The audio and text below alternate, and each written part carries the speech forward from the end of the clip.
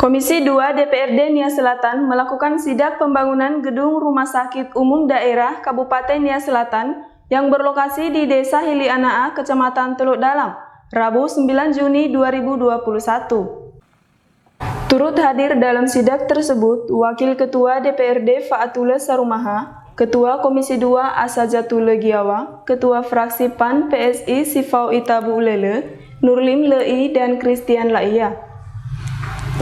Proyek senilai 48,5 miliar lebih itu hingga kini belum rampung sejak dikerjakan pada September 2020. Beberapa kejanggalan yang ditemukan dalam sidak yang dilakukan Komisi 2 DPRD Nia Selatan itu yakni ambruknya pembangunan TPT di sekitar gedung RSUD Nia Selatan tersebut, adanya granit lantai yang diduga tidak berkualitas pemasangannya dan beberapa bagian dinding yang retak.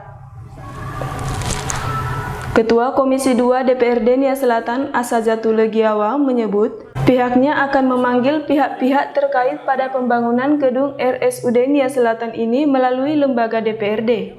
Melihat kondisi pembangunan gedung itu yang masih sembraut dan pernyataan PT Maju Gemilang Turnip yang menyebut bahwa pengerjaan gedung tersebut dapat terselesaikan dalam waktu 2 minggu ke depan, akan tetapi hal itu diragukan Asajatul Legiawa akan pernyataan itu.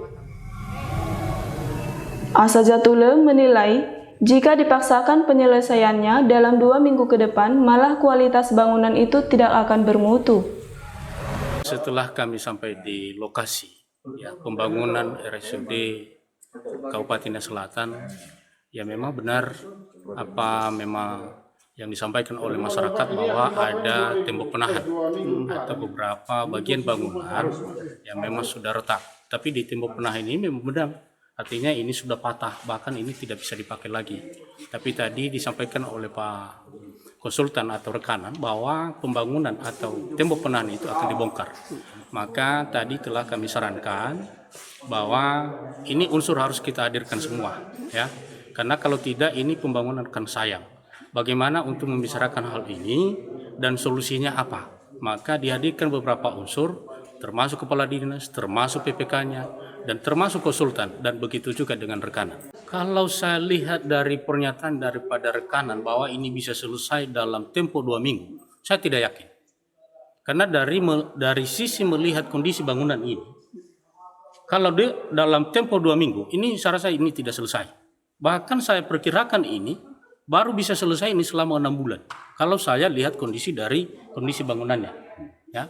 Bayangkan kalau membongkar ini saja, ini saya rasa ini bisa selama 2 minggu ini, ya. Bisa baru lebih dibangun lagi, apalagi ada rencana katanya itu mau dikasih bronjong. Lalu kami sarankan tadi bukan hanya bronjong lagi, kalau boleh itu harus ada paku buminya, harus ada pancangannya supaya lebih kuat, supaya tidak mempengaruhi daripada bangunan yang di bawah. Ya, tindak lanjutnya artinya kalau memang nanti rekanan tidak mau mengindahkan apa yang sudah disarankan, baik dari lembaga maupun dari dinas kesehatan, ya tentu tindak lanjutnya akan kita teruskan kepada Kementerian Kesehatan. Ya, kita laporkan hal ini, ya. Artinya mereka juga harus ada peran untuk melihat, mengawasi, bukan hanya semata-mata memberikan anggaran lalu tidak pernah melihat. Ya, tentu hal ini kita akan sampaikan ke mereka bahwa harus turun melihat kejelasan apakah benar pembangunan ini sudah dilaksanakan sesuai dengan gambar atau tidak. Itu harapan kita ke depan. Saya ragu, ya, dari melihat kondisi tanahnya dan bangunan ini, saya ragu bahwa ini akan selamat bangunan ini, karena saya lihat ini kondisi tanahnya ini akan diragukan. Nah, jangan besok-besok ini bisa longsor lagi. Sementara itu, Turnip mengatakan bahwa pihaknya sudah 3 kali didenda atas keterlambatan penyelesaian pembangunan gedung RSUD itu. Saya kalau sampai sekarang sih sudah lumayan ya denda saya. Saya itu kan sudah didenda sejak lewat dari masa ini, Pak. Masa kan Desember terus kan ada masa ini, Pak, pemberian kesempatan. Setelah lewat dari pemberian kesempatan itu saya sudah didenda. Ya sudah angka miliaran. Rencana saya 2 minggu lagi harus sudah finish. Dari Nia Selatan, Lini TV mewartakan.